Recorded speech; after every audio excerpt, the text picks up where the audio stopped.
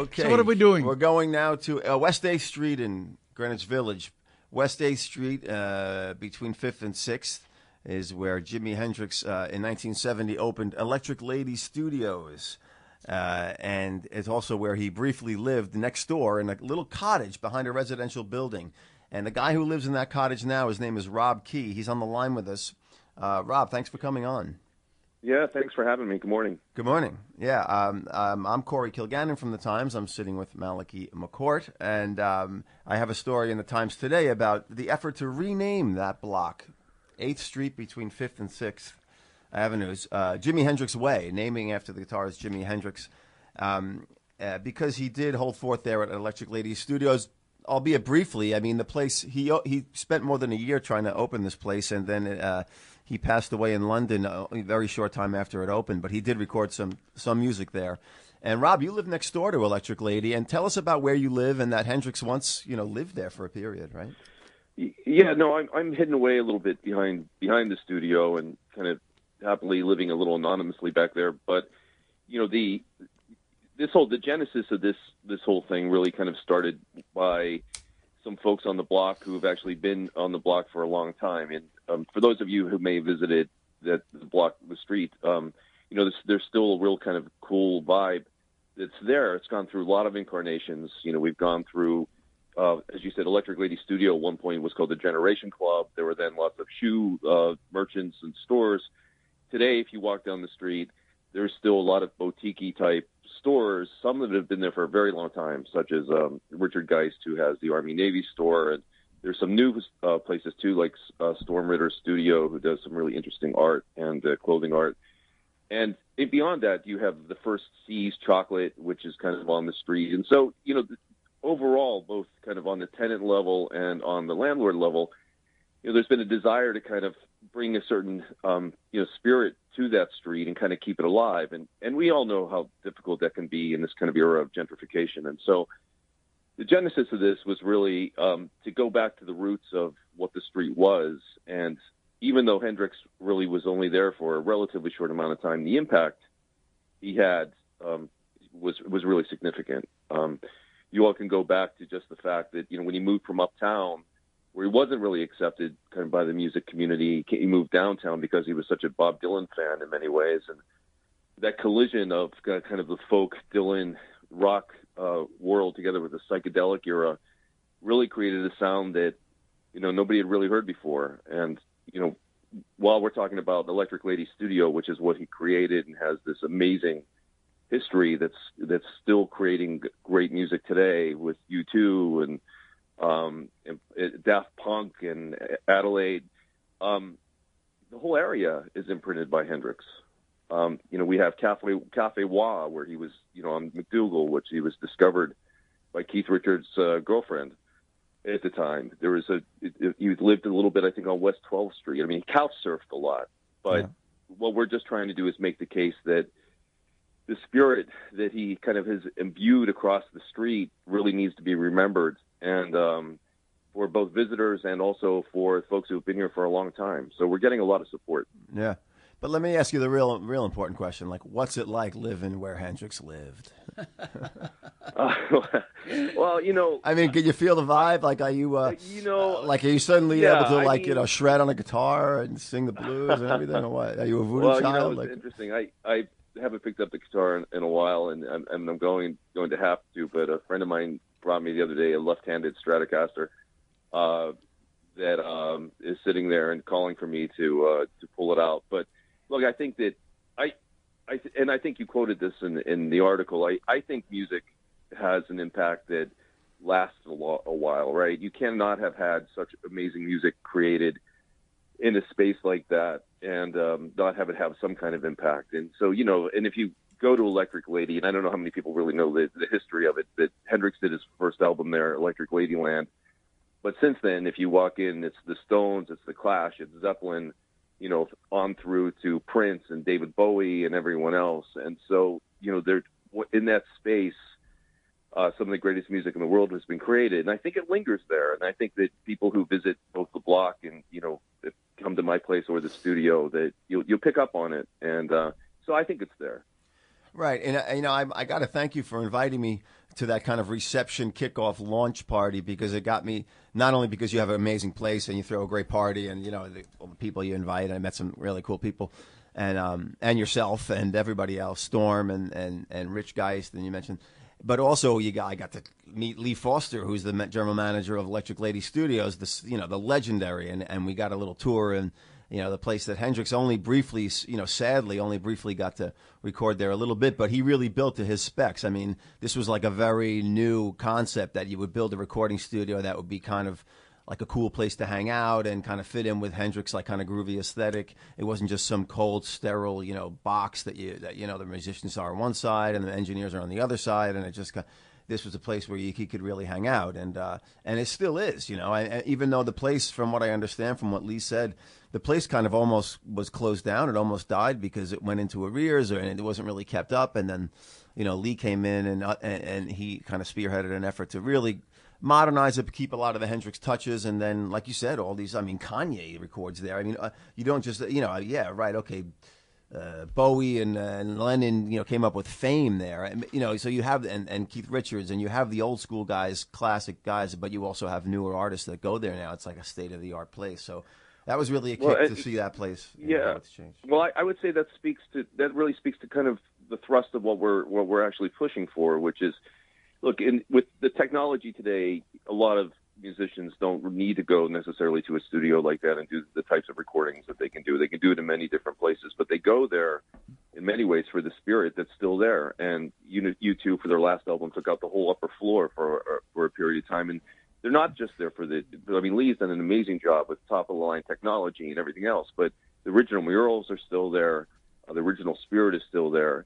And it's something that we're hoping to get recognized, as we kind of go through this process. It's a little bit of a challenging process for the code-naming piece, but council members, I think they're going to look at this in an open-minded way. I completely respect, they have to kind of look at how it's been done in the past. And in many cases, a lot of the traditional approaches, somebody's lived on the street for 40 or 50 years, et cetera, et cetera. Well, Hendrix only lived to 27, and his commercial life was only 4 years.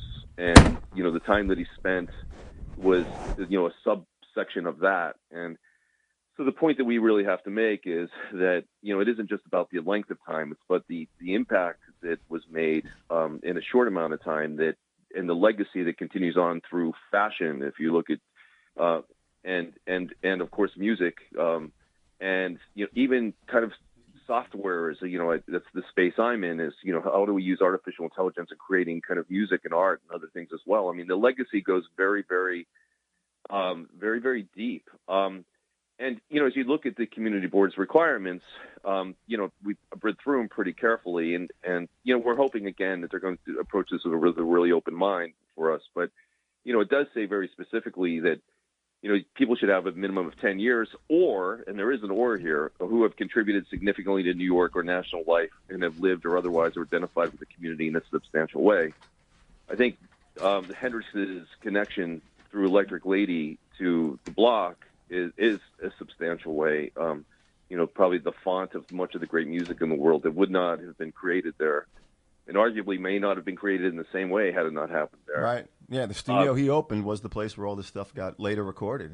He opened the door for that. Right. And the musicians who came together to create things in ways that they may not have gotten together, before. So that's the point that we're going to make. It's not just longevity, it's impact. That yes, he has an imprint in different areas, but certainly his creation is Electric Lady, and it lives and breathes today, and certainly inspires. And we hope that that can be recognized and not get lost. Yeah. And bring more coolness to what I think is a pretty cool block already, right, but bring more coolness to it. Yeah. Let me ask you about now you have to start dealing with the actual formal process by which the city entertains proposals to rename, or they say call it co-naming, because the 8th Street will still have 8th Street on it, West 8th Street, and then conceivably if this happens, it'll have Hendrix Way on top or whatever. It doesn't take the place of the formal street sign, but when I looked into what that involves, I wound up seeing that you have to go to the local community board and they have to vote on it, and one of the criteria is that this person has to have had a contribution very specifically to that block. Now, I think with now they've named streets after police officers who have kind of died in the line of duty.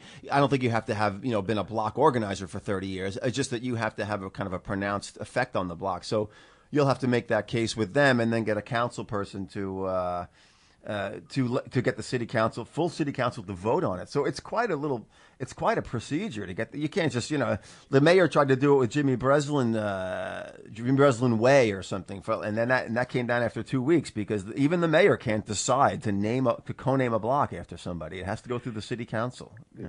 Yeah, I agree. I think we haven't really put together the full case yet. I mean, I think we've just touched on it even in this conversation. But what we're just hoping for is that the council will patiently await kind of our full submission with all the supportive information that we can provide and listen to it openly and recognize.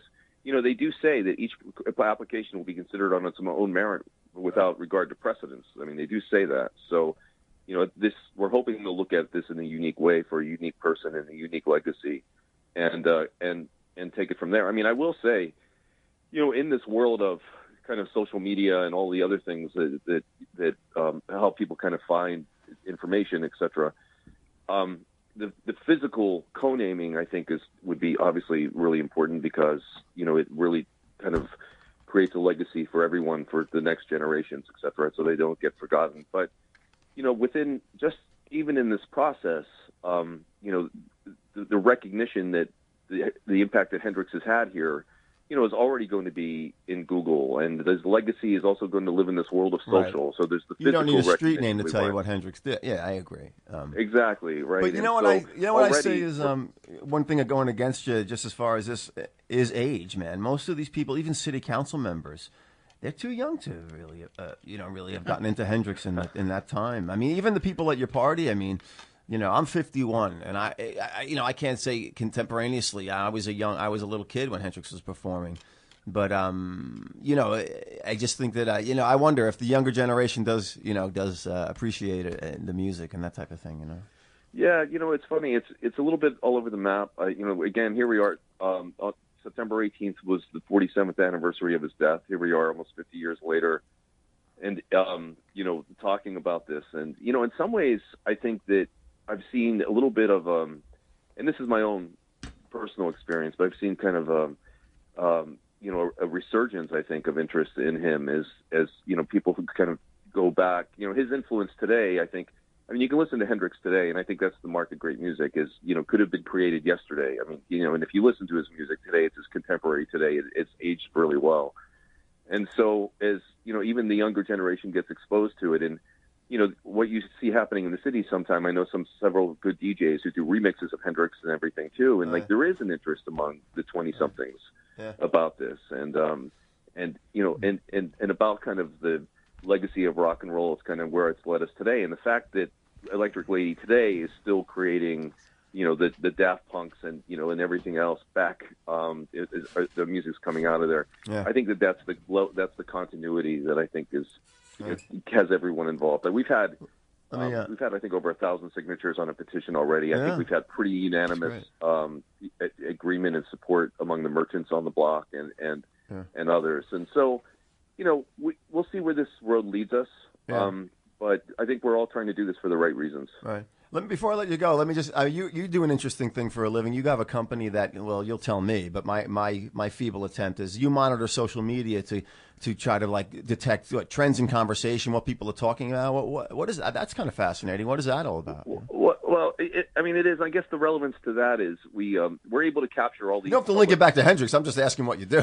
Yeah, no, absolutely. But it kind of does though, and full circle both because I'm inspired by him in terms of what we do, but we are able to capture all these public unstructured conversations that people are having on a global basis through Twitter and parts of Facebook and everything to apply artificial intelligence technologies to really make sense of what people are saying. What do they like? What do they dislike? And how do they feel emotionally towards certain topics and perspectives? And companies will use it for helping to improve product development or understanding how crisis issues and what they should do. I mean, you now have this huge megaphone of individuals that you can collect and understand and kind of react to. And so, when we're taking a look at this, the application of that technology for this is, we can see the widespread support for Hendrix, and we can see the large numbers of members of groups in Facebook, and the positive energy towards Hendrix both through social media, and essentially that is through social media. So yes, we're pushing hard for the physical recognition here, but within the social recognition, he's alive and well. Yeah. All right, Rob Key, thanks a lot. Lives in Hendrix's old home, next to Electric Lady Studios on West 8th Street between 5th and 6th, a block that he and the others on the block are trying to get named Jimi Hendrix Way, co-named after Jimi Hendrix for his impact there. If I can add just one last piece, if anybody is interested in signing this petition, if you go to JimiHendrixWay.com, there is a petition. We can use all the support we can get. Just spell Jimi HendrixWay.com. Thank you guys. Jimi Hendrix Way. And of course, Jimmy is Jimi. If you don't know that, then exactly. Just forget it, man. All right. All right. Thanks, Rob. I appreciate it. There we are. Bye-bye. Yeah.